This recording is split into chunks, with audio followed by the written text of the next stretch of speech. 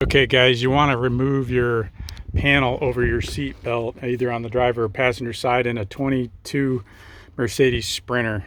Alright, it's a little bit of a bugger. I didn't see anything online about it, so I'm going to do it for you guys.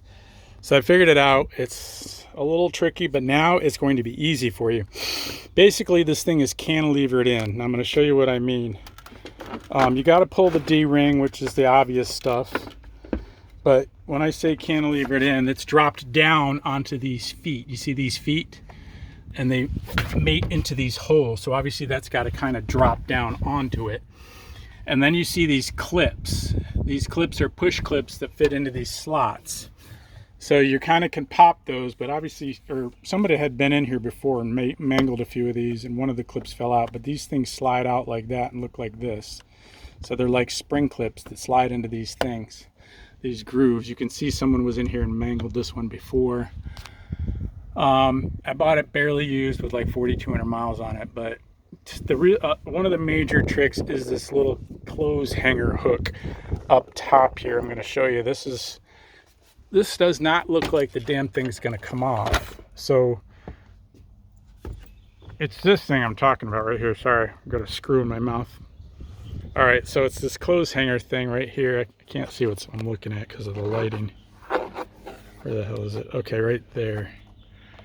And so this thing is sitting right here, this hooky thing, and you can't figure out how it comes off because there's no screw hole or nothing. Basically, this rubber just peels off, and then underneath it is that screw clip thing. That is a major component. This screw clip thing screws in and hooks into this hole here. I'll put this back in place for you. So this is like this, screwed through this panel, holding this in very tight. So that's why that's a pain in the butt. So once you peel the rubber off, obviously this is exposed. You get your star screw, you back it off. Now you can lift up on this panel and pull those teeth out from the bottom. But that's after you've pried and popped these, because you're obviously not going to slide it upward without popping these guys. So I hope that helps you guys. These things are here. That's here. There's a spring-loaded one. So these little pops, you can use your little pry tools like I did, or your fingers with some gloves on it. So you've got, let's see, two of those up here, two of those in the middle, this elevation here, and then two about 18 inches off the ground, and then just the teeth at the bottom. So that's what you're dealing with. And then this little screw thing, that's a bugger.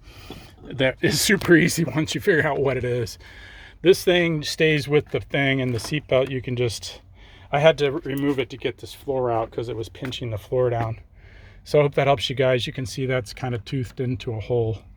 I might add a little bit of extra insulation when I'm in here. Anyway, I hope that helps you guys. I did not see anything. Hopefully this will help you guys a lot. Take care. Appreciate any likes and subscribes.